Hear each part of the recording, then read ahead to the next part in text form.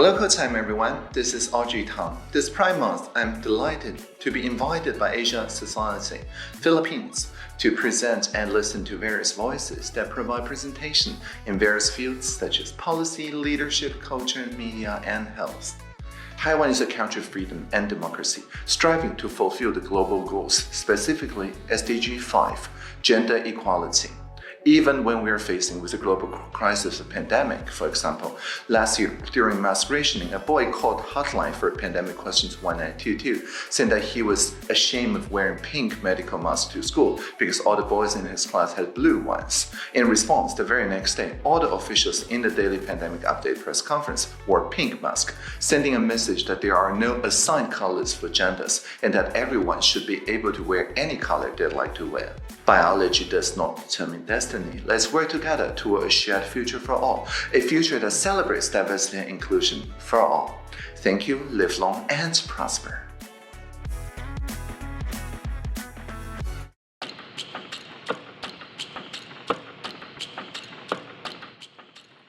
A lot of people ask me, when I was new, I am queer.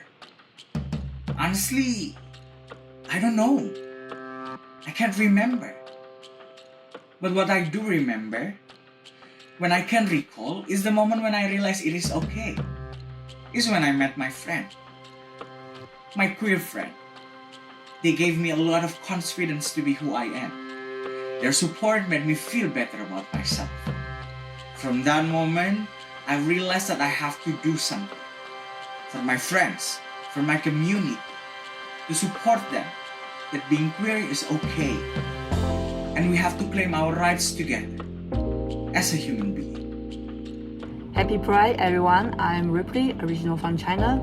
I am a genderqueer. I am sexually and romantically attracted to women.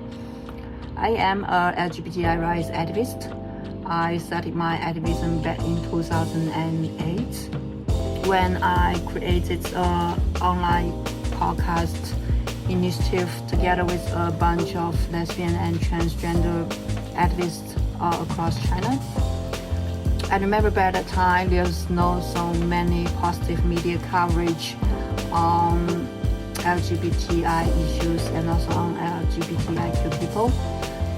There's not so many pride events like we have by now all across the world.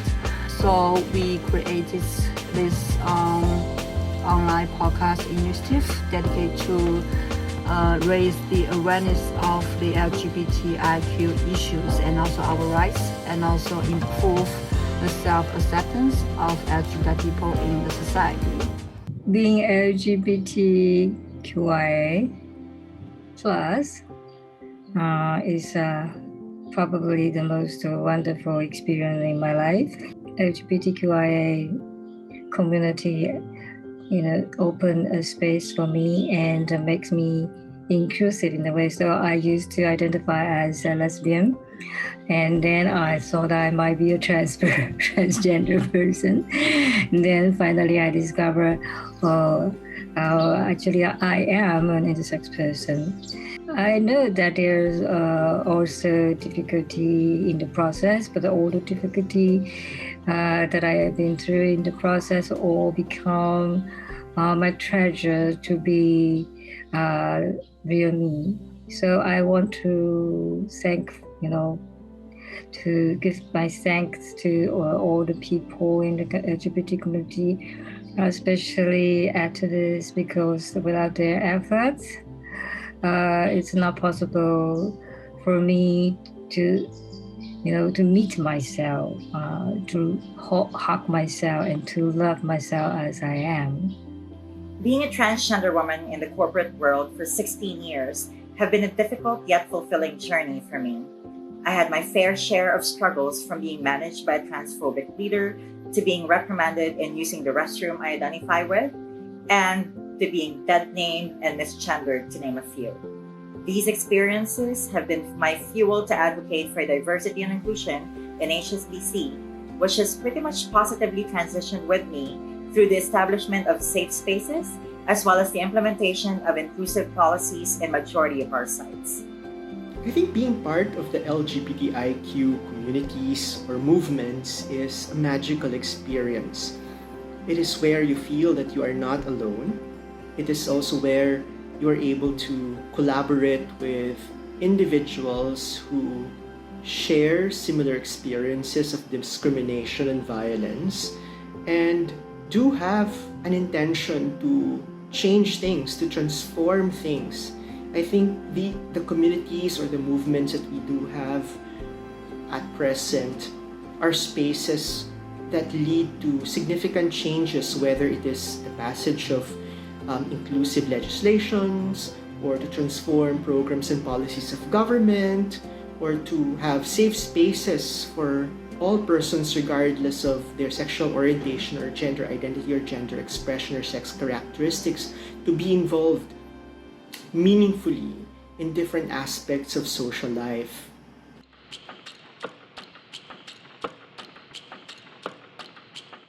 Before pandemic, LGBTQIA+, especially in Indonesia, facing a severe stigma and discrimination. There are a lot of arbitrary arrests, persecutions, and even the government trying to criminalize us. And this pandemic made this worse. Most of my friends lost their jobs and their incomes because of the quarantine policy. They forced to live with their homophobic and transphobic families, and they're excluded in the aid distribution simply because their identities. In these hard situations, building solidarity is very, very important. We need each other back. So find a friend, build a good support systems, and we will get through this together. Because of this experience, I get to know many difficulties and also challenges facing by LGBTQI people in our society, like including the family denial, domestic violence, discrimination at the workplace and also at school, and also the other forms of discrimination and violence.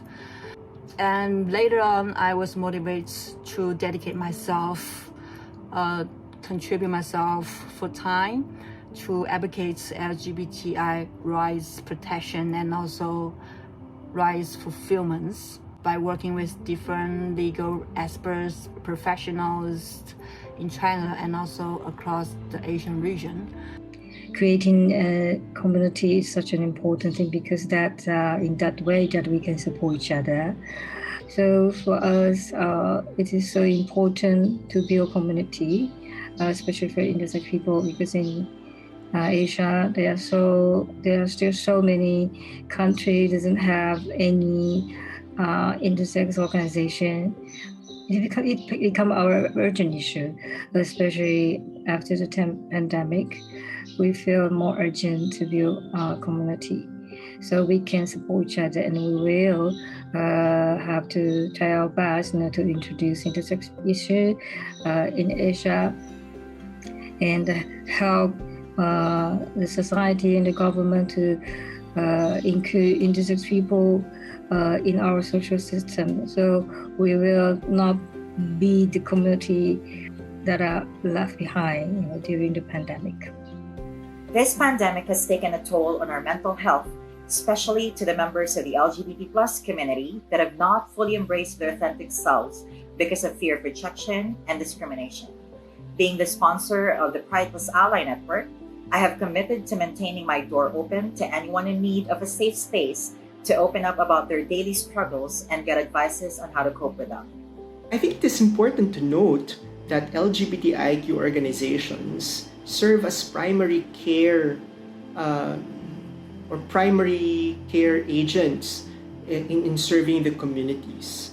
I'm so inspired by many local organizations who have opened their shelters or their spaces to enable LGBTIQ young persons who lost jobs, who ran away from their families and needed a space whilst there's a prolonged lockdown, or LGBTIQ organizations who have shifted from doing pure advocacy work into engaging in humanitarian work, delivering care packages doing fundraising for LGBTI organizations, or giving food and other essential supplies for LGBTIQ persons who are in need of those.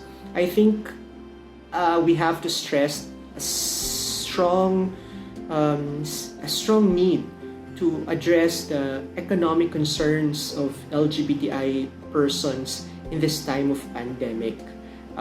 Many LGBTI persons are working in the informal economy, who have lost jobs or who have reduced income. I think for us, LGBTI organizations, we have to address these. And we need help, not just from within the community, but also from the allies. I think it's time for us to collectively advocate for inclusive economic policies to make sure that more jobs are open for LGBTI persons, more trainings, vocational trainings, more livelihood opportunities for LGBTI persons who are usually discriminated in traditional economic spaces. I think in this time of pandemic, empathy and compassion matters. We have to be mindful that whilst all of us are affected, there are individuals and groups who are in a more disadvantaged position. It is vital for us to share resources, to ensure that folks who are within our communities are being checked in, that their physical, material, and psychosocial needs are being met. I think this is also a time for us to be kind to each other and recognize that people are going through tough times differently.